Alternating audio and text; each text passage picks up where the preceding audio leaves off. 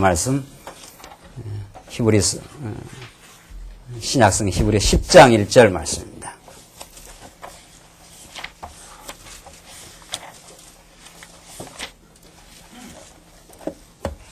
우리 하나님의 말씀 신약 성경 히브리서 10장 1절 말씀입니다.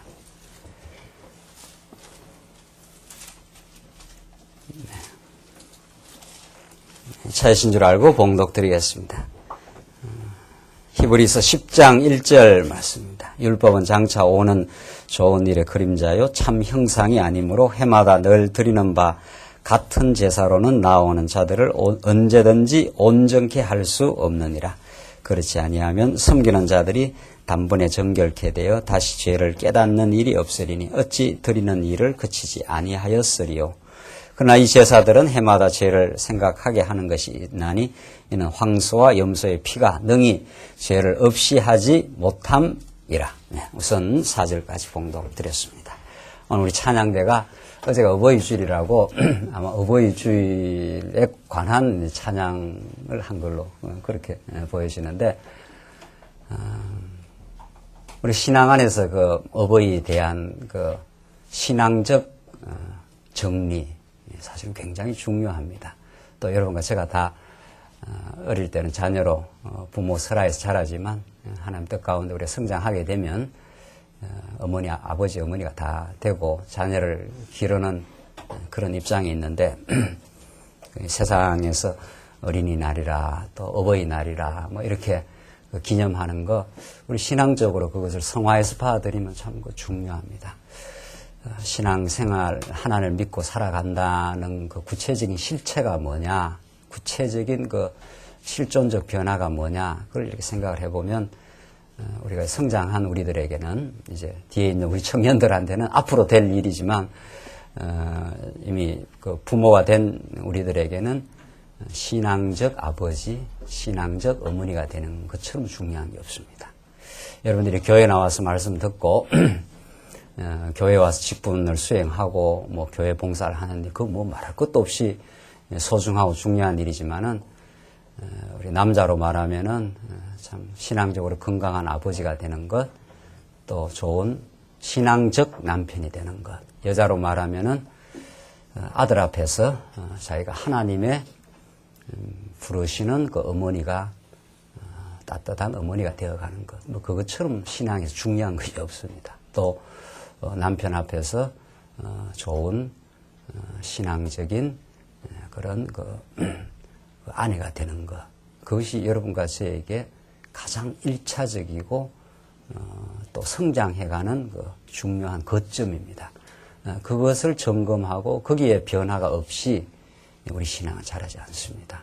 그래서 오늘 어쩌면 어버이날 우리 기념해서 신앙적 부모의 그 부모상이 무엇인가는 정말 그 아주 깊은 탐구 주제입니다.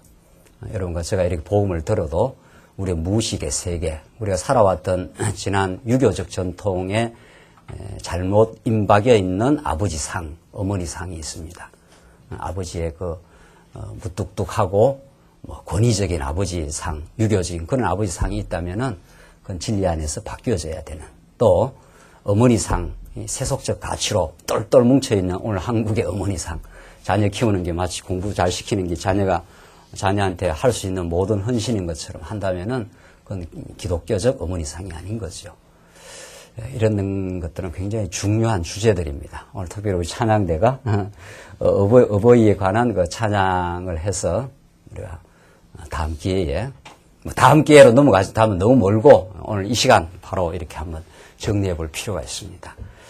사실 자녀는 신앙의 성장이 자기를 길러준 부모를 거쳐서 하나님을 지금 바라보고 있습니다.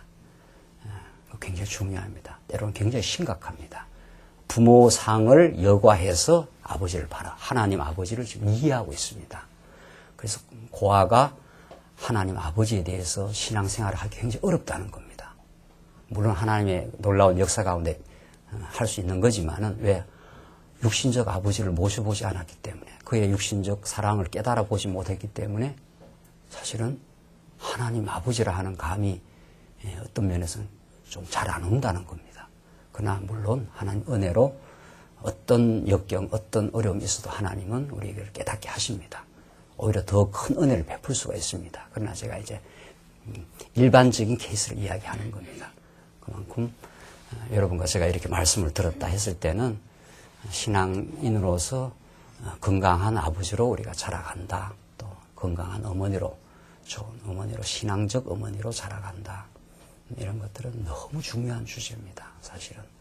이게 이제 기독교 윤리학하면서 제가 더 본격적으로 한번 거론을 하겠습니다. 오늘 특별히 우리 찬양대가 이렇게 좋은 찬양을 하셔서 우리가 말씀을 깨닫는 것은 우리가 본질적인 오늘 히브리서 말씀을 이렇게 깨닫는 것도 그런 구체적인 신앙 안에서의 우리 자리매김을 하고 신앙적 성장을 우리가 거하게 되는 그런 복된 말씀입니다.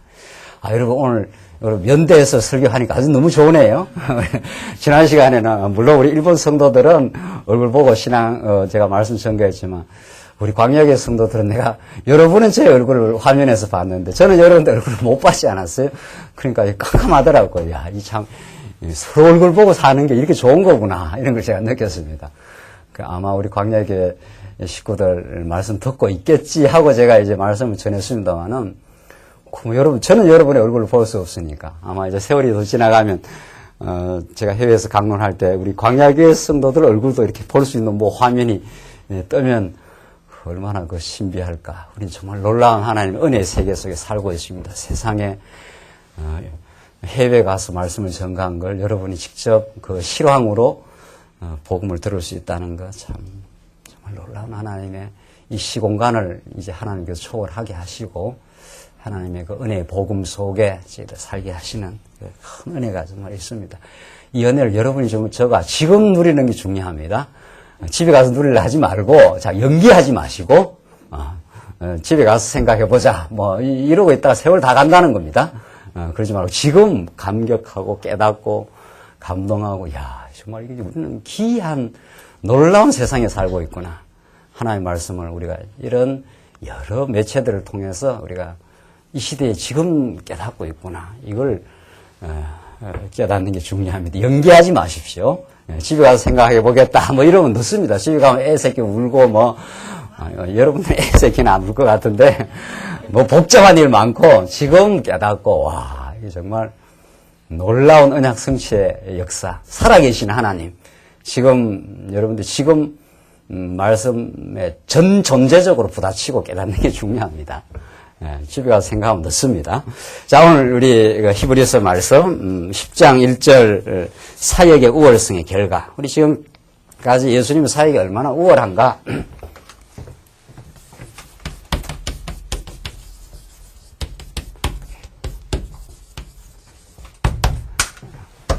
예수 사역이 얼마나 우월한가를 우리 지금까지 확인했는데 오늘 10장 내용은 이것을 종합, 중간 결론입니다. 중간 결론. 종합적으로 이 7장에 10장까지가 예수님 사역이 우월하다. 구약과 얼마나 다른 우월한 사역이신가. 구약은 그림자요, 모형이었다.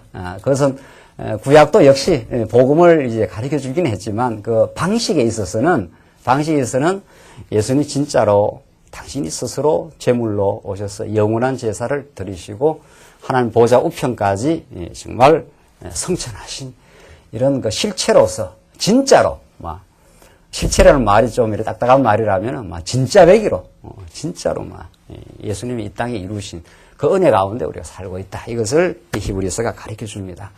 이런 예수님 사역의 놀라운 우월성을 가르쳐 주므로 하나님이 얼마나 정말 위대하시고 하나님이 우리를 향하신 사랑이 얼마나 크고 넓으신가 이걸 가르쳐 주는 데 목적이 있습니다. 그렇죠?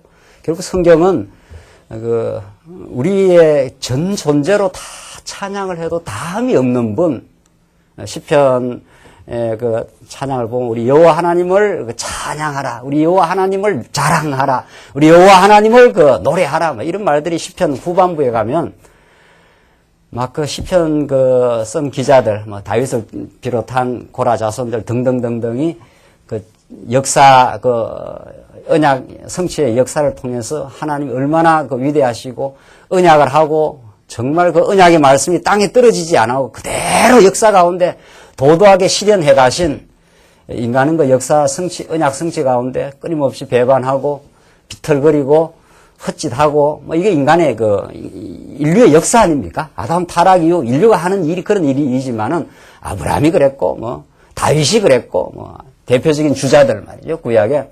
그러나 하나님은 언약에 너무도 신실하시고 또 능력 많으시고 그러니까 막 시편 기자들이 그 능력 많은 여호와 하나님을 찬양하리로다. 오늘 여러분과 제가 그런 이 자리에 와 있는 겁니다.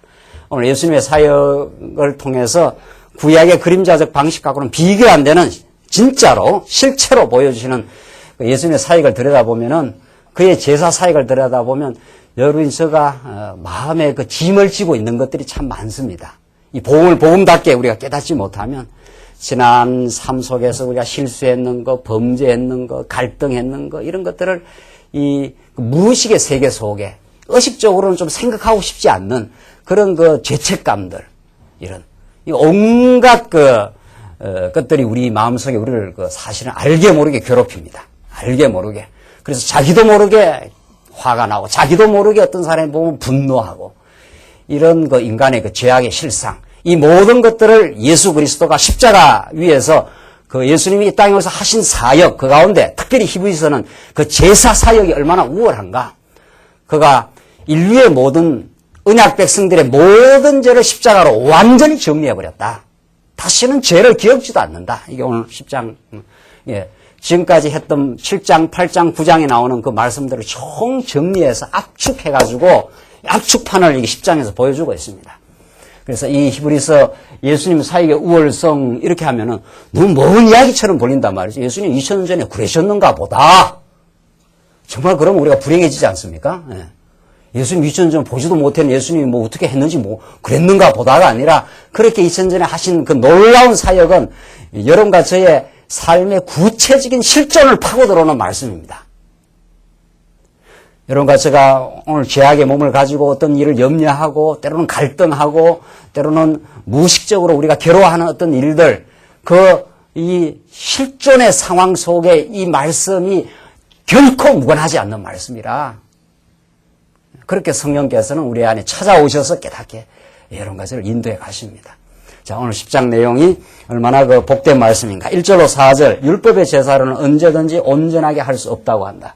자, 구약의 율법이 있었는데 예수님이 오시기 전에 구약, 지금 우리 히브리서는 모세를 중심으로 한 모세 언약 아닙니까? 모세를 중심으로 해서 이 제사 제도가 있었단 말이죠. 모세에게 이렇게 너희가 범죄했을 때 이렇게 양을 잡아오고 성전에 가서 이런 제사장이 제사를 드리는 게 구약의 이스라엘 모든 죄를 사해 주는 길이다. 이렇게 했는데 그 모든 그 율법. 자, 여기서 율법 하는 것은 모세에게 준 거죠. 우리는 율법을 규범으로 보는 것이 아니라 모세 뭐라고 그럽니까? 언약이라. 언약이라는 전부 하나님이 이루시겠다 이런 뜻입니다. 구약의 모세 언약은 장차 오실 예수님 언약의 자손으로 언약의 실체로 오신 예수님이 이룬다는 건데 그래서 10장 1절에 그렇게 말하는 거죠. 율법은 장차 오는 좋은 뭐라고 했습니까? 좋은 일의 그림자요. 참 형상이 아니므로 자 우리가 늘 이 구약이라는 게 그림자다. 이게 히브리서가 말하는 거란 말이죠. 히브리서가 이게 실체다. 그림자가 있다는 건 이 실체가 있다. 자, 우리가 이렇게 빛 가운데 나가면 태양빛 앞에 서면 이렇게 뒤에 그림자가 생기지 않습니까? 그 그림자는 실체가 있다는 것을 보여주기 위한 한 방편인 거죠. 그림자가 진짜가 아닌 거죠. 그래서 오늘 히브리서가 말하는 대로 율법은 장차 오는 좋은 일에 하나님의 복음에 좋은 일이라는 복음입니다. 여러분과 저의 허무한 죄악을 완전히 도말해버리고 이 하나님 앞에 하나님의 자녀로 우뚝 당당하게 서게 만드는 예수의 사역. 그것이 좋은 일입니다. 그것이 언약을 이루시는 그 일의 그림자요 참 형상이 아니라 자 히브리서가 그렇게 지금 말씀을 하는 거죠. 근데 이 구약 이 예수님 당시의 유대주의자들은 자꾸 그 그림자를 붙들고 있다는 거예요.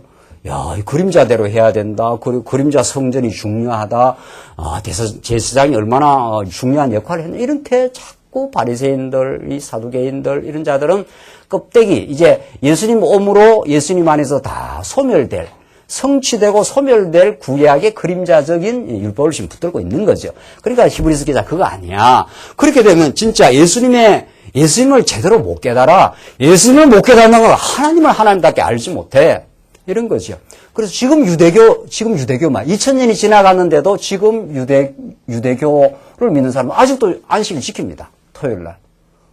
토요일 안식도 지키고 돼지고기도 안 먹고 그 사람들 그렇게 해요. 그렇게. 그래서 아직도 예수님이 안 왔다는 거예요. 메시아로. 이게 얼마나 기가 막힌 현실이냐 말이죠. 예수님이 오셔서 십자가에 죽으시고 부활하시고 그가 정말 우리의 영원한 반석이 되어주시고 우리의 모든 죄를 없다 해주시고 실제로 죄가 없는 건 아니지만 이제는 죄인이라 이렇게 우리를 정죄 안 하겠다 이 말이죠. 자, 그게 실체다 이 말이에요. 이게 지금 히브리서가 이렇게 명료하게 말하고 있는. 그러니까 여러분 지금 알고 보면은 제가 이렇게 성경을 뭐 이렇게 설교를 하고 해석을 하지만은 사실은 이 원리를 딱 알고 보면 여러분이 성경을 읽어 나가면 아는 겁니다. 뭐 지금 그 국어 실력만 있으면 세상에. 사실 우리 말만 알고 있으면 성경 잘 읽어 나가면 그냥 착착착착 이렇게 잘 돼 있어요. 저는 그걸 약간 그냥 가이드를 좀 해드리고 히브리서 말씀으로만 다 해결이 안 되니까 성경 전체의 원리를 좀 갖다 대면서 히브리서를 보는 그 관점만 가이드를 해놓은 거예요. 사실은 여러분들이 성경을 읽는 겁니다. 그렇죠? 그러니까 여러분들 집에 아침에 일어나서 성경도 읽으시고 자녀들하고 성경도 읽어주시고 막 동화책만 자꾸 읽지 말고 동화책 좋아요. 애들한테 뭐 동화책 읽으면 좋다 해갖고 막 동화책 막 밤새도록 읽어주고 밤새도록은 아니겠지만 뭐 그렇게 막 부모들이 막 교육열이 보통 많은 게 아니에요. 한국의 부모들이 세상 성경의 요셉 이야기 다윗 이야기처럼 재미나고 그 드라마틱한 게 있습니까? 오늘 결혼할 우리 이게 신혼이 아니라 이제 결혼할 사람이니까 처녀 총각 지금 왔지 않았어요? 애 놓으면은 막 세상 교육이 좋다고 막 동화 읽어주면 애들 뭐 머리가 발달하는 성경처럼 머리 발달하는 게 없습니다. 성경처럼 재미있는 이야기가 없어요. 재미로 따져도 성경은 뭐 재미로 보는 건 아니에요. 진짜 재미가 있는 거죠. 성경 요셉 이야기가 얼마나 그런 문학이 세상에 드라마틱한 문학이 있습니까? 요셉 같은 이야기, 다윗 같은 이야기 말이죠. 예수님이 제자들 데리고 다니는 이야기, 이 제자들 헛짓하는 이야기, 헛짓하는 이야기를 해야 우리가 정서가 따뜻해집니다. 안 그렇습니까? 예수님이 제자들 헛짓하는 이야기를 성경에 밝혀놓은 건 여러분과 저하고 비슷한 인생이구나 이런 걸 해서 우리가 정서적으로 마음이 따뜻해진다고요. 복음서를 읽어야. 아직도 감이 안 오십니까? 우리 얼마나 헛짓하고 많이 삽니까? 그러니까 헛짓한다. 우리도 헛짓하지만 예수님이 직접 부른 제자들도 헛짓을 많이 했다. 이러니까 아주 우리는 그 유유상종을 느끼지 않습니까? 애들을 그렇게 길러야 된단 말이에요. 애들, 이 베드로 얼마나 헛짓했지만 예수님이 얼마나 사랑했는지 모른다. 3번이나 부인했단다. 막 예수님 막 죽을지언정 따라간다 했다가 이게 인간이 3번이나 부인했단다. 이러면 애들이 좋은 거예요, 그게. 애들도 실수하거든요. 어른만 실수하는 게 아니에요. 애 다시 한번 나와서 길러봤으면 좋겠다. 헛짓 다 지나갔어요. 막. 그거 다 헛방이고, 그거 지나간 거하고 너무 후회하지 마시고, 지금부터 하시면 되는 거예요. 지금부터. 지금은 또 손자한테도, 야, 성경 읽어줘라. 성경 읽어줘라. 성경 그거 너무 재밌다더라. 재밌다더라가 아니고, 너무 재밌다. 이래야 뭐 하죠. 그런 겁니다. 동화도 좀 읽어주고, 동화도 또 김용 목사는 동화 읽어주지 마라. 또 이렇게 또, 너무 극단적으로 봐야지만 이 성경 가르치기 어려워. 이거 정말. 동화는 조금 가르쳐주고 성경 가르쳐주라. 성경 너무 재밌는 동화. 애들한테 너무 재밌는 이야기입니다. 이제 자꾸 좀 빗나가서 지금 자꾸 이렇게 설교하다가 빗나간단 말이에요. 뭐 이야기하다가 해마다 늘 드리는 바 같은 제사로는 나오는 자들을 언제든지 온전케 할 수 없느니라. 구약으로는 온전하지 않아. 이거 좀 불완전해. 이런 말입니다. 불완전해. 이거는 구약은. 방식이 불완전하다. 이런 말입니다.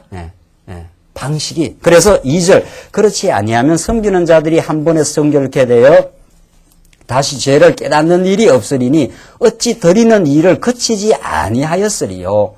그러나 이 제사들은 해마다 죄를 생각하게 하는 것이 있으니 이거는 뭐 계속 해마다 또 죄를 생각하게 하고 또 죄를 또 생각해서 또 죄를 없이 하고 이런단 말이죠. 그 제한적이니까. 제사가 또 드리고 또 드리고 하니까. 그래서 4절. 이는 황소와 염소의 피가 능히 죄를 어떻게 해요? 없이 하지 못함이라. 정말 놀랐습니다. 구약의 제사는 또 드리고 또 드리고 또 드리고 하지 않습니까? 매년. 이거는 죄를 근본 없이 하지는 못해. 이거는 장차 오실 예수에 대한 그림자적으로 보여준 거고, 예수님이 진짜 십자가 위에서 완전히 도말해버렸다 그럽니다. 도말은 완전히 없애버렸다는 거예요. 우리는 이제 정죄가 없어요. 그러니까 우리가 당당하게 우리가 하나님 앞에 자녀로 서지 않습니까? 또 자꾸 죄가 지적이 되면 어떻게 살겠어요, 우리가. 우리가 죄가 없다는 게 아니에요. 또 죄를 안 범한다는 것도 아니에요. 실수는 해요. 실수는 하죠. 그 실수가 우리를 하나님께서 겸허하게 만드는 하나님의 섭리였다. 참 기가 막힌 섭리입니다, 정말. 기가 막힌 하나님이시죠. 그건 결코 정죄함이 없는 거 아니에요. 그래서 구약으로는 죄가 정죄가 안 된다. 5절 봅시다. 5절. 5절로 9절 보시면 예수는 첫 것을 폐하시고 둘째 것을 세우신다고 하십니다. 예수는 첫 번 것을 폐하시고, 이 첫 번 게 뭡니까? 이거 아닙니까? 이거. 이 옛 방식, 이 첫째 거, 이걸 폐하고 둘째 것을 세워서 우리 21세기 살아가는 우리들에게는 구약을 공부할 이유가 있는 거예요. 구약은 이렇게 그림자적으로 했는데 이건 다 예수 안에서 폐하게 되는 진짜로 우리가 살게 된다. 예수님이 진짜 우리의 제물이 되어주셨다. 예수님 우리의 영원한 제물이 되어주셔서 우리의 모든 지나온 죄, 현재도 우리가 안고 있는 죄, 또 미래도 우리가 심심찮게 지을 죄, 뭐 이런 것들도 예수님이 다 정리해 주셨다. 그 은혜 속에 산다. 그 은혜 가운데 사는 사람은 훨씬 죄를 덜 짓습니다. 불교에서는 자꾸 죄를 안 지어보려고 발부둥하면 죄가 자꾸 지어진다는 겁니다.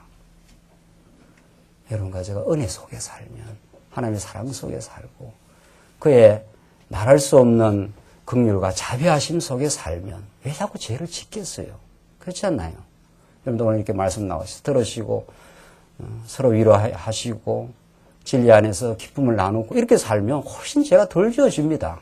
마음에 감사하고 기쁨 있는 사람, 다른 사람을 섬기고 싶고 진리를 위해서 살고 싶지 막 그냥 욕심 부리고 이래 안 합니다. 그래서 이게 복음을 깨닫는 게 이렇게 중요한 겁니다. 이 복음을 깨닫는 게. 그런데 자꾸 모세의 율법 이걸 갖다 오늘 자꾸 지키라 그러면 얼마나 정말 예수 믿는 게 고달파지느냐 말이에요, 진짜. 안 그래도 삶이라는 건 고달픔이라는 것이 우리 삶 속에 정말 애잔하게 있는 건데, 이 광야길을 걸어가면서 정말 교회 나와서 마음의 해방을 받고, 교회 나와서 위로를 받고 진리 안에서 이래야 될 판인데, 만약에 진리가 이게 왜곡되고, 이게 구약의 율법이 예수님이 정말 이루시는 그림자적 언약이었다. 이걸 못 깨닫고 직접 여러분과 저한테 자꾸 뭐 하라고 그런다면은 정말 신앙생활이 비틀어지는 거죠. 10절 보시면 그래서 어떻게 예수님이 첫 것을 폐하시고 둘째 것을 세우시는가 보십시다. 그러므로 세상에 임하실 때에 가라사대 하나님이 제사와 예물을 원치 아니하시고 오직 나를 위하여 한 몸을 예비하셨도다. 이 시편 말씀을 딱 히브리서가 구약을 근거로 가지고 오는 겁니다. 이제 하나님이 구약 제사 예물 이런 거 원치 안 한다. 이거는 구약 시대에 한정되어서 하나님 보여주면 이제 나를 위하여 한 몸을 예비하셨다. 한 몸이 도대체 누굽니까? 예수 그리스도가 말씀이 육신이 되어 이 땅에 우리의 모든 죄를 걸머지시고 육신이 되어 오셨다. 이런 뜻입니다. 이 히브리서의 지금 주장 아닙니까? 여러분과 제가 죽어도 이 우리의 죄악을 해결할 길이 없으니까 우리 대신 예수님이 이 육신의 죄를 걸머지시고 오셔서 십자가에 대신 대속의 죽음을 죽어주신 것이다. 세상에 이런 놀랍고 위대한 소식이 있나요? 세상에 축구만 좀 잘했다. 김연아가 밴쿠버에서 금메달 땄다 해도 막 난리인데 예수님이 십자가에 죽었다 하는데 덤덤하게 죽었는가 보다. 이러면 그건 너무 마음이 힘들지 않습니까? 그러면. 그래야 될 일이냐 말이죠. 막 까무라칠 일입니다. 까무라칠. 김연아 정도 소식이냐 말이지, 이게. 하도 들어가지고, 이제는 이제 식상했습니까? 안 그렇습니다. 이거는 내가 늘 사랑해. 늘 뜨겁게 사랑해. 이런 뜻입니다. 그러니까 여기 지금 나를 위해 한 몸을 예비하셨도다. 한 몸을 예비하셨다. 이건 뭐 어마어마한 이야기예요. 당신의 아들이 와서 당신의 영원한 사랑을 보여주겠다. 6절 전체로 번제함과 속죄제는 기뻐하지 아니하시나니 이에 내가 말하기를 하나님이여 보시옵소서 두루마기 책에 나를 가리켜 기록한 것 같이 하나님의 뜻을 행하러 왔나이다. 하나님의 뜻을 행하러 왔나이다. 이게 누가 할 일입니까? 예? 예수님이 하시는 뭡니까? 사역입니다. 예수님 사역이 이렇게 놀랍단 말이죠. 구약에는 그림자적으로 보여주니까 또 제사장이 또 예물을 가져가고 또 예물을 가져가고 이게 하나님의 뜻을 행하는 거거든요. 하나님의 뜻은 자기 백성들을 용서하는 거거든요. 하나님의 뜻은. 그렇잖아요. 자기 백성을 이미 아브라함에게 삼았기 때문에 아무리 이 백성들이 애굽에 400년 종살이하면서 범죄하고 광야에 나와서도 그 습관이 남아가 또 범죄해도 하나님은 그 백성을 너는 내 백성이 되고 나는 너의 하나님이 되리라. 이게 언약 공식이에요. 하나님의 3대 언약을 그런 방식으로 표현해 주는 거예요. 신의 산 앞에서 너는 내 백성이 되고 나는 너의 하나님이 되라. 너는 내 자녀이고 나는 너의 아버지다. 이 말입니다. 신약적 버전으로 말하면. 내가 아버지이기 때문에 너는 결코 안 버려. 너는 내 사랑의 대상이야. 너는 내가 천지를 다 주고도 안 바꿔. 이런 메시지란 말이죠. 이런 메시지. 그러니까 이게 아버지의 하나님의 뜻을 행하러 왔나이다. 이게 예수님이 하신 사역의 우월성입니다. 구약은 그림자적으로 보여줬다. 예수님이 진짜 실체로 와서 그 일을 행하러 오셨다. 그래서 하나님의 뜻을 그대로 순종했지 않습니까? 예수님 십자가 겟세마네 동산에서 이제 죽으러 가시기 전에 너무 그것이 예수님이 육신을 입었거든요. 그걸 감지를 했습니다. 그 고통을. 3일 동안 십자가에 못 박혀서 대롱대롱 매달려서 그걸 그대로 온몸으로 체험할 걸 이미 감지를 했기 때문에 이 쓴 잔을 내게서 지나게 하옵소서. 정말 예수님 아주 절박합니다. 그 예수님은 하나님의 아들이시되 우리와 동일한 몸을 입었다는 게 이게 복음이란 말이죠. 제가 늘 말하는데 예수님이 하늘에서 그냥 부은의 밧줄 이렇게 해서 잡으려면 잡고 말라면 말을 해서 이렇게 해서 끌고 왔다면은 우리가 기쁨이 그렇게 있겠어요? 하나님의 아들이요, 온전하신 분이요, 완전하신 하나님의 능력을 실현할 수 있는 능력 많으신 분이신데 우리 가운데 오셔서 우리와 같은 형제가 되어주시고 우리가 치러야 될 그 고난을 그대로 치러 가신 겁니다. 그게 우리가 복음서에 감동이 있는 거죠. 복음서의 감동이. 그래서 마가복음에서 그 하나님의 아들이 우리를 대신해서 낮아지셨다. 이게 감동인 겁니다, 정말. 이런 감동이 우리는 필요한 거 아니에요? 예수님의 그가 왜 죽어야 되느냐 말이죠. 그가 왜 고난을 받아야 되느냐 말이죠. 왜? 뭐 때문에? 여러분과 저에게는 좀 그런 질문이 필요한 거죠. 그가 받아야 될 이유가 뭐냐 말이죠. 여기에 여러분과 저의 인생의 근본적 의미가 걸려 있는 겁니다. 그가 무슨 잘못을 했기에? 이게 우리에게 여러분과 저에게 들려오는 메시지 아닙니까? 하나님의 뜻을 행하러 오신 분이. 왜? 아담이 전부 다 이 아담 우리 자손 아닙니까? 우리는? 아담은 전부 죄악 가운데 빠져버렸기 때문에 하나님의 뜻을 안 행합니다. 우리는 본질적으로. 본성상 진노의 자녀였기 때문에 과거에 말입니다. 과거에. 지금은 이제 달라졌어요. 하는 것마다 자기 숭배, 자기 영광, 자기 평안. 그게 예수 믿는 것도요. 그런 습관이 있어갖고 예수 믿는 것도 자기 평안을 위해서 예수가 필요해. 이런 정말 아니라 말이죠. 하나님의 영광을 바라보는 그 은혜의 영광 속의 평안은 따라오는 거지. 내가 힘들고 고달프니까 예수나 이용해갖고 내가 평안해야겠다. 그거는 절방에 가는 거하고 비슷하잖아요. 그런 거 아니에요. 기독교는 근본적으로 말하면. 물론 하나님의 복음을 깨달으면 평안이 찾아와요.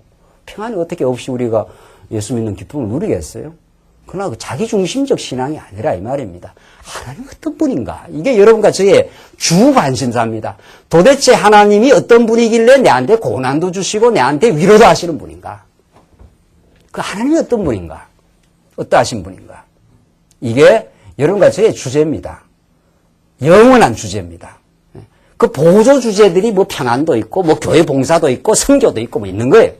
하나님 도대체 어떤 분인가? 이게 여러분까지 항구적인 주제입니다. 죽는 날까지. 도대체 하나님은 어떻게 우리를 사랑하셨는가? 얼마나 그게 자비하심이 크신 분이신가?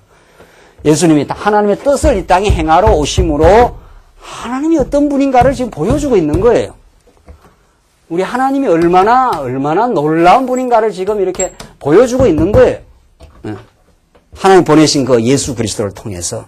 그래서 8절 위에 말씀하시기를 제사와 예물과 전체로 번제함과 속죄제는 원치도 아니하고 기뻐하지도 아니하신다 하셨고, 이는 다 율법을 따라 드리는 것이라, 구약에서 했던 일이라 이 말이죠. 그 후에 말씀하시기를 보시옵소서 내가 하나님의 뜻을 행하러 왔나이다 하셨으니 그 첫 것을 폐하시면 둘째 것을 어떻게 해요? 세우려 하심이라 분명하게 그랬죠. 이 첫째 방식은 다 폐했다. 이렇게 히브리서에서 방식을 다 폐했다는데 21세기에 자꾸 이거 오늘날 예배당 하나 지어놓고 성전이다 이러면 곤란하다 이 말입니다. 그렇죠? 이게 그냥 이건 예배당이에요. 교회당. 성전은 사도 바울이 우리가 말하는 너희가 하나님을 모신 성전이 아니냐. 고린도전서에서 그렇게 말하지 않습니까? 우리가 성전입니다. 여러분이 성전입니다. 하나님의 거룩한 영을 모시고 있기 때문에. 그래서 우리가 이 복된 인생이 된 겁니다. 최고로 귀한 인생이 된 겁니다. 건물이야 뭐 이렇든 저렇든 뭐 우리가 여건이 되면 조금 넓은 데로 가도 되고 또 뭐 지금 하나님께서 누리는 대로도 누리고 그렇죠? 그렇지 않습니까? 그리고 교회당은 뭐 예수님은 뭐 들판도 교회당이고 그래요. 뭐 가면서 하늘에 나는 새를 봐라. 맞습니까? 공중에 나는 새를 봐라. 좀 실수해도 뭐 괜찮아요. 뭐 땅에 있는 뭐를 봐라. 백합화를 봐라. 이 뭐 예수님은 뭐 아무데나 다 이게 교육장이에요. 뭐 가면서 뭐 길가 가면서도 하나님 가르쳐 주고 바다를 잔잔케 해서 하나님도 가르쳐 주고 그렇죠? 이렇게 우리는 정말 사통팔달 복음을 듣고 있는 겁니다. 정말 여러분 오늘 와서 말씀 들으시고 위로받고 새 힘을 얻으시고 교회 가정에 가면 가정도 그게 예배당입니다. 가정도. 그 하나님이 거기 계시지 않습니까? 하나님 여기만 딱 계시고 가정에는 없지 않는 게 아니라 가정에 가서도 하나님 우리 가정을 이렇게 지켜줘서 참 감사합니다. 우리 신혼부부는 앞으로 신혼부부 집에 가서 그렇게 기도를 하고 결혼하고 우리 참 이렇게 하나님 만나게 해서 참 감사합니다. 그렇죠? 네, 그런 하나님 중심적인 그런 가치관이 있어야 모든 만사가 하나님을 경배하게 됩니다. 그렇죠? 그래서 범사에 하나님을 어떻게 하라는 거예요? 네, 감사하라. 참 범사에 하나님을 인정한다. 이게 그겁니다. 예수님은 이런 구약의 방식을 피하고 진짜 둘째 것을 세우려.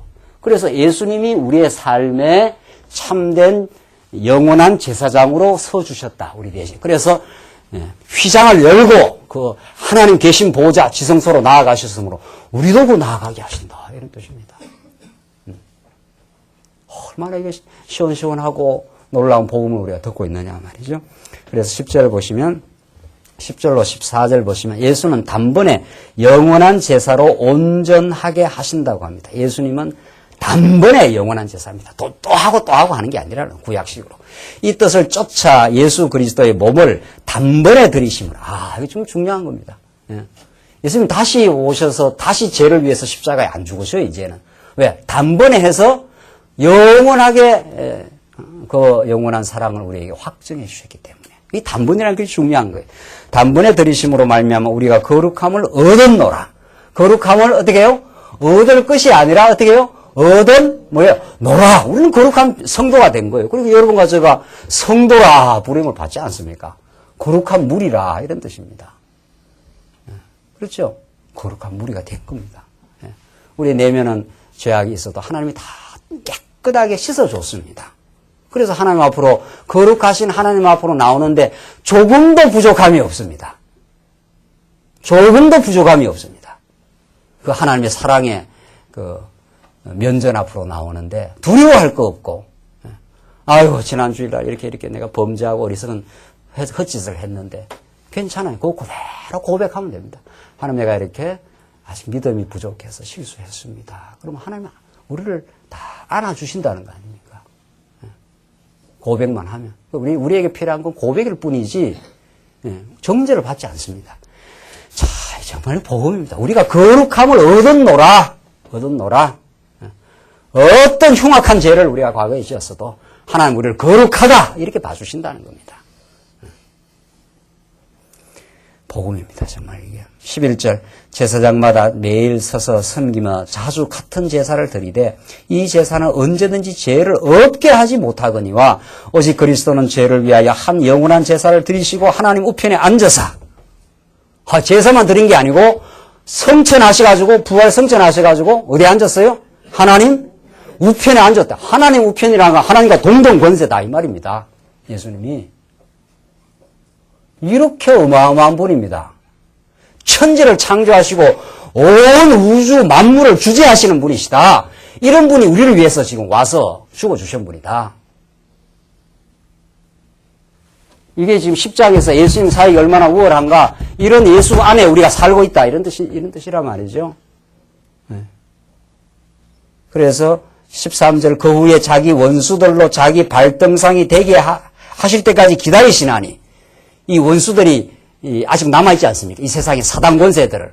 그 언젠가 오셔서 예수님이 무지개 가다가 아주 확 쳐넣어버릴 철장 권세를 가지고 오셔요, 예수님. 그러니까 예수님, 우리 이 땅의 신약 성도들은, 구약 성도들은 예수님 오실 것을 대망인 거죠. 이 메시아 대망 사상 아닙니까? 지금 여러분과 저는 뭐를 대망하고 있습니까? 아이고, 예수님 오시면 곤란한데. 이런 사람 있습니까? 아이고, 내가 또 이거 지금 내가 좀 더 살아야 되고 더 누려야 되는데. 아닙니다. 우리는 정말 예수님을 대망합니다. 다시 오시기를. 이게 이 제일이 많죠. 예수님 다시 오시기를. 이 땅에 우리가 고난이 많거든요. 이 땅에 예수 믿고 우리가 즐거움이 있고 정말 범사에 하나님을 인정하며 사는 그런 신앙이 있긴 합니다만은 이 땅에 사는 한 우리가 불완전한 몸을 가지고 있기 때문에 고난이 많은 겁니다. 갈등도 있고요. 전쟁도 있고요. 인간관계 그렇게 간단한 게 아닙니다. 정말. 왜? 인간 자체가 문제이기 때문에 그렇습니다. 그렇게 간단하지 않습니다. 산다는 게 정말.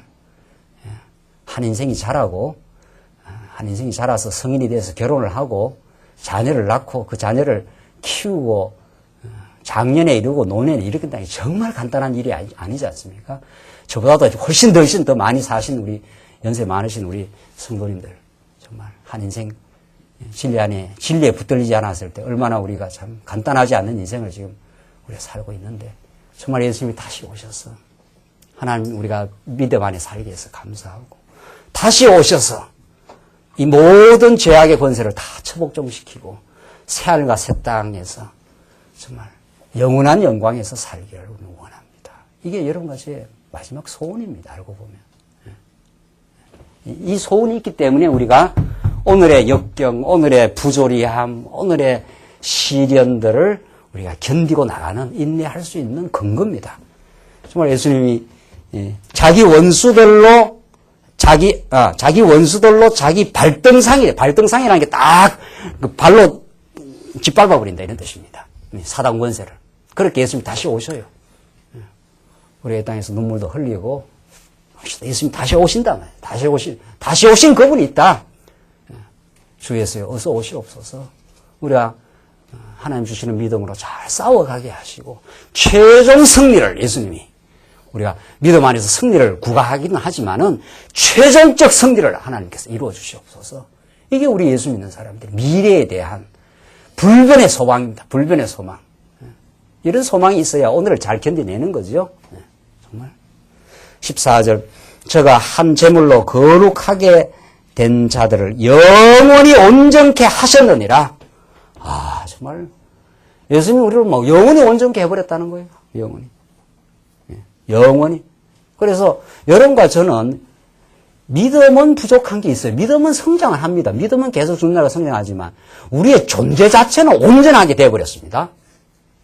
여러분들 자녀를 낳아놓고 1살 때, 2살 때, 10살 때, 20살 때 그 자녀가 뭐 달라진 게 있습니까? 그 자녀의 그 존재로 봐서. 저놈이 내 자녀다 하는 그 자녀됨이라는 게 뭐 달라진 게 있습니까? 이 자녀가 성숙은 하지요. 어린 나이 때는 똥도 싸고 오줌도 싸고 좀 크면 코도 흘리고 이렇게 해서 그래 대학생이 좀 의연하고 더 잘하면 더 성숙하고 이게 성숙은 합니다만은 중요한 거는요. 성숙은 합니다만 더 중요한 건 본질성, 그냥 자녀는 그냥 영원히 자녀예요. 그게 중요합니다. 부모 앞에서는 자녀는 그냥 영원히 자녀예요. 얘가 뭐 성숙을 했던, 병이 들었던, 삐뚤어졌던 자녀예요, 그냥. 그게 중요한 거예요. 그 부모와 자녀의 관을 끊을 수 없느니라. 이제 그긴데, 그건 하나님과 우리의 관계를 끊을 수 없다. 이런 뜻입니다. 그게 본질적인 우리의 존재입니다. 우리가 뭐 좀 더 성장할 수도 있고, 하나님 또 은혜 가운데, 교회를 더 많이 봉사하는 일을 할 수도 있고, 막 죽으라고 충성하고 봉사할 수도 있고, 또 그렇게 좀 못할 수도 있고, 여건이 안 돼서, 그 관계 없어요. 하나님 앞에서는. 하나님께서 그런 은혜를 베푸시면 그렇게 하는, 주를 위해 사는 그 사람이 이제 더 보람은 있는 거지만, 본질적으로 여러분과 저는 하나님의 존재로 그냥, 존재로 받아버렸습니다. 변하지 않습니다. 우리가 하나님 자녀임이. 이 항구적인 복음 말이죠. 이 불변의 관계. 이게 칭이라, 이런 뜻입니다. 칭이. 뭐, 네가 뭘 하든지 상관없다. 탕자가 돈을 썼든지, 나가 망가졌든지, 너는 내 귀한 내 자녀다. 이럽니다. 탕자가 돌아올 때. 그래야, 그걸 깨달을 때, 우리는 비로소 당당해진다는 말을 할 수 있습니다. 우리 아버지가 불변해. 그거 아닙니까? 그럼, 하는 아버지한테 나올 때, 아버지 하고 나오는 거죠. 우리 아버지는 언제나 그의 신실하심이 변함이 없으니까. 그걸 여기서 15절에서 이제 말합니다. 15절에서 18절에. 또한 성령이 우리에게 증거하시되 주께서 가라사대 그날 후로는 저희와 세울 언약이 이것이라 하시고 내 법을 저희 마음에 두고 저희 생각에 기록하라. 이거 엄청난 이야기 아닙니까? 구약에는 하나님을 알라 했지만 이제는 예수님이 오신 것도 중요하지만 누가 오신 것도 정말 너무 중요합니까? 성령이 오신 거. 예수님이 오심으로 끝났다 이러면 우리 21세기에 이 예수님 사건을 깨닫지를 못하지 않습니까? 근데 약속대로 예수의 영이 성령이 오셔서 너희 법을 내 법을 너희 마음에 두고 너희 생각에 기록을 해가지고 신비에다가 이 하나님의 복음을 새겨놔서 그 복음을 깨닫도록 하시겠다 이런 뜻입니다. 그 깨닫게 하려면 누가 오십니까? 성령이 오시지 않습니까? 성령이 오순절날 딱 오니까 베드로가 확 깨달았지 않습니까? 예수는 메시아다. 그는 우리의 영원한 속죄의 어린 양이었다. 그는 부활하셨다. 그걸 깨닫고 베드로가 막 펄펄펄펄 이제 그때부터 그 비겁쟁이 베드로가 담대한 인생으로 정말 예수를 자랑하는 인생으로 그 사악하던 사도 바울이 그냥 순한 양이 되고 말았습니다. 하나님의 뜻이라면 죽으라면 죽고 살라면 사는 그런 순한 양이 되고 말았습니다. 사도 바울이. 이게 여러분과 저의 변화된 정체성입니다. 변화된. 성령이 우리를 그렇게 만들겠다는 거예요. 그리고 17절 또 저희 죄와 저희 불법을 내가 다시 어떻게 해요? 기억지 아니하리라. 기억 안 한다는 거예요. 그런데 부흥에서는 자꾸 기억하라는 거 아니에요? 옛날 뭐 했던 거. 아니. 예수님은 우리를 기억도 안 한다는 거예요. 여러분 자녀들 옛날에 실수하고 이런 거 꼭 기억했다. 이 자식아. 이렇게 하는 그런 부모가 있습니까? 아주 정신이 정상적이면 거의 정상적이 아니면 그럴란가 모르. 정상적이면 안 그럴 겁니다. 그렇죠? 그거 얼마나 구해가고 힘들겠어요. 옛날 거 자꾸 들춰내가고 너 이거 잘못했잖아 저거 잘못했잖아 그러면 얼마나 힘들겠어요. 정상적인 부모라면 그거 안 할 거예요. 우리 하나님은 너무 완전하시고 자비가 많아서 기억도 안 하겠다 이제는. 잘 살아 이제. 예수님 앞에 온 망가졌던 현장에서 간음했던 여인들이 다 저거 돌로 쳐버려야 되지 않느냐. 예수님은 죄 없는 자 한번 쳐봐라. 참 예수님이 예수님이 그 한 말이 정말 아주 우리의 심폐를 찌르고 들어오지 않습니까? 우리 남에 대해서 이러쿵저러쿵 하면 예수님이 딱 그 말을 우리에게 하시네. 돌 없는 자 한번 쳐봐 한번. 떡꿈하죠. 떡꿈해요. 여러분 제가 지금 떡꿈해야 돼요. 안 떡꿈합니까 아직도? 아이쿠 떡꿈해요. 아이쿠 이거 봐라. 나도 똑같은 인생이었지. 그러니까 이게 돌 들고 옆에서 주렁주렁 서 있던 인생들이 말이지. 그 군상들이 말이지. 시시시시 다 사라지지 않습니까? 예수님 뭐라고 그랬습니까? 나도 너를 정죄하지 아니하느니 다시는 이제 범죄하고 살지 마. 그 범죄하고 살겠습니까? 범죄하고 살겠느냐 말이죠. 또 범죄 안 합니다. 이제는 정말 내가 죽을 인생이었구나. 돌 맞아 죽을 인생이었구나. 여러분과 저는 다 돌 맞아 죽을 인생이었습니다. 원칙적으로 말하면 하나님의 공의로 말하면 그 여인이 또 범죄하겠어요? 아, 이게 도대체 이게 웬일이냐 이게 말이죠. 율법대로 말하면 돌에 쳐 죽여버려야 되거든요. 현장에서 가늠했으니까. 근데 예수님은 정죄를 안 합니다. 그 연약한 인생을 너무 잘 압니다. 이래서 예수님은 우리의 구원자가 된 거 아닙니까? 그래서 우리가 예수 때문에 열광하는 거 아니냐 말이죠. 예수님 너무 좋은 분이라 그분이. 그러나 그분이 아니면 우리 인생이 무슨 의미가 있냐 말이지. 범죄했던 우리 인생들 말이죠. 그분이 내 전부가 되어주시고 그분이 나의 사랑이 되어주시고 그분이 내 가치가 되어주셨기 때문에 그 가치를 위해 사는 게 자연스러운 거 아니냐 말이죠. 그렇지 않나 말이죠. 여러분의 가치로운 게 있으면 그 가치를 따라 사는 게 힘드냐 말이죠. 여러분이 좋은 친구가 있고 금덩어리가 있고 하면 그 금덩어리 따라가는 게 어려우냐 말이죠. 좋은 친구가 오라 하면 그 가는 게 힘드냐 말이죠. 제가 자주 드는 비유. 사랑하는 애인이 멀리 군대에 가서 저쪽에 인제 원통 인제 가면 원통에서 어떻게 올까 그런 그거 같다. 그거 가는 게 힘들지 않습니다. 그거 가는 게. 왜? 가치로우니까. 만나는 게 너무 좋으니까. 날 사랑하니까. 힘들지 않습니다. 면회라는 게 힘들지 않습니다. 너무 좋은 겁니다. 예수 믿는 게 이렇게 좋은 겁니다. 이게 어떻게 되는지 예수 믿는 게 이렇게 힘들고 말이지. 교회 봉사하는 게 힘들고 말이지. 징징징징징징 교회 봉사하는 게 말이지. 봉사하고 나서 내가 이만큼 봉사했다 말이지. 이 썩을 기독교 신앙이 있냐 말이죠.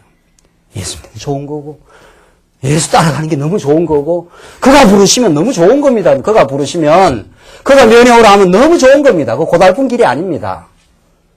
여러분 인생이 고달프십니까? 현실이 고달프십니까? 인생의 현실은 고달픈 겁니다. 광야라서. 그러나 그분이 함께 하지 않습니까? 그분이 죄를 기억지 않는다 하지 않습니까? 사랑한다고 목매어서 말하는 게 성경에 말. 내가 너를 사랑한다. 너를 아무것도 안 바꾼다. 여러분들 애인한테 그런 돈을 막 껍질 엎어치지 않습니까? 애인이 나는 너가 최고 좋아 이러면 막 자빠지지 않습니까? 안 자빠졌습니까? 우리 여성 동지들. 그런 애인은 그건 조금 지나가면 헛방 아닙니까? 그 인간 사랑 믿다가 얼마나 배신을 당하고 그랬지 않습니까? 예수님은 안 변합니다. 예수님은 안 변합니다. 예수님은 신실하시고 자비가 많으시고 우리의 연약함을 너무 잘 아시고 그 현장에서 가늠한 여인을 덮어주시고 죄 없다 해주시고 다시 죄 짓지 마. 너 이제 하나님 섬기고 살아. 그치 안 섬기겠냐 말이지 그 여인이. 여러분들 예수 믿는 게 교회 봉사하는 게 너무 좋은 겁니다. 그렇게 예수 믿어야 되는 거 아닙니까? 어쩌다가 예수 믿는 게 이렇게 힘들고 고달프고 말이지. 예? 이 세상에 한국교회 성도들 이렇게 예수 교회당 가는 게 부감스럽고 말이지. 연보하는 게 좀 뭐 해야 되나 적게 해야 되냐 그 계산하고 따지고 앉아있고 말이지. 더 많이 하고 싶지만 정말 하나님 믿음 안에서 하겠습니다. 내가 봉사를 내 몸을 다 바쳐 봉사를 하고 싶습니다. 그러나 또 믿음이 연약해서 할 수가 없을 때가 있습니다. 이런 정도지 말이지. 예수를 제대로 우리가 깨달았다면. 그렇지 않습니까? 도대체 그분이 왜 몸 바쳐 십자가에 죽으시고 부활하시고 하나님 보좌 우편에 가서 지금도 우리를 강구해 주시고 지금도 여러분과 저를 얼마나 살피시고 강구해 주시고 우리가 죄책 가운데 시달릴 때마다 죄 없다, 괜찮다, 염려하지 마라. 그렇게 해주신단 말이죠. 그렇게. 그래 18절 이를 사하신 적 다시 죄를 위하여 제사 드릴 것이 없느니라. 제사 드릴 거 없다. 19절 그러므로 형제들아 우리가 예수의 피를 힘입어 성소에 들어갈 담력을 얻었으니 그 길은 우리를 위하여 휘장 가운데로 열어놓으신 새롭고 산 길이요 휘장은 고초의 육체니라. 그러므로 복음 아닙니까? 이게 지금 19장 1절에 그러므로 복음. 우리 이제 죄 없다 기억 안 한다. 그러니까 그냥 와 그냥 오면 돼 너는. 하나님 성경으로 나올 때 새롭고 산 길이라. 새롭고 이 산, 영어로 말하면 리빙, 살아있는 생명의 길이에요. 예수 안에서. 이게 예수 믿는 거예요. 우리 예수 믿어서 이제는 그의 생명 가운데 들어있고 그의 언약의 신실한 사랑 가운데 들어있습니다. 여러분 당당할 이유가 있는 겁니다. 이제 여러분 저가 당당할 이유가 있는 거예요. 왜 세상 가치 때문에 위축돼야 되느냐 이 말입니다. 세상에서 좀 못 살 수도 있는 거 아닙니까? 좀 잘 살 수도 있는 거고 세상에서 좀 권력이 있을 수도 있고 없을 수도 있는 거지요. 자, 예수를 믿으면 이제 영혼이 없는 물질에 우리는 감동하지 않습니다. 도대체. 성김이 없는 권력에 우리는 감동하지 않아요. 세상은 영혼이 없는, 믿음 없는 물질에 감동하고 껍벅 죽지만은 예수께 감동하고 예수의 사랑을 깨닫고 사는 영혼이 없는 물질, 그 감동할 거 하나도 없어요, 그거. 믿음 없는 물질이 무슨 의미가 있냐 말이지, 이 땅 위에. 다, 형제들 다 싸움박질이나 시키지. 자, 우리는 이제 믿음 없는 물질, 성김이 없는 권력, 그런데 감동할 거 하나도 없어요, 그거. 그런 것이, 그런 헛것이 우리를 지배할 이유가 하나도 없어진 사람입니다. 우리 너무 감동할 게 많은 겁니다. 그가 나를 위해 죽으시다니. 그의 신실하심이, 그가 나를 죄 없다 하심이. 그래서 내게 베푸신 것이 너무 감사하고, 우리는 부족함이 없는 인생이 된 겁니다. 우리가 실수가 많고, 성장에 앞으로 더 갈 길이 많지만, 우리는 존재적으로 하나님 우리를 사랑하셨습니다. 안 변합니다. 그래서 하나님 오늘 이 자리에 당당하게 나올 수 있어서 감사합니다. 주 앞에 나올 수 있어서 참 감사합니다. 내가 지난 일주일 동안도 비끄러지고 거꾸러질 때가 있었습니다. 그대로 고백하시면 됩니다. 하나님 나를 세워주시고 주 앞에 서서 찬양케 하시고 주를 위해 사는 그 기쁨을 누리게 하시옵소서. 우리 주변에 복음 모르는 인생이 참 많습니다. 내 남은 삶에 힘이 있다면, 내 남은 삶에 여건이 있다면 주를 위해 사는 것이 얼마나 기쁘고 복음을 위해 사는 것이 얼마나 행복한지 그걸 경험케 하시옵소서. 그렇게 기도하며 감사하며 사는 것이 우리 예수 믿는 인생입니다. 우리 하나님 살아계십니다. 여러분의 인생 속에 언제나 동행하셨습니다. 기도하십시다. 자비하신 하나님 아버지 은혜를 감사합니다. 이제 예수 때문에 우리가 얼마나 복된 인생이 되었음을 오늘도 말씀 통해서 깨달았습니다. 하나님 참으로 살아계시고 예수를 이 땅에 당신의 자녀로 아들로 보내주셔서 우리가 아들 되게 하신 우리 존재를 받아주심을 참 감사합니다. 이제 세상 것으로 우리 감동하지 말게 하시옵소서. 정말 하나님의 믿음으로 감동하고 믿음으로 살게 하시옵소서. 예수님 이름으로 기도합니다. 아멘.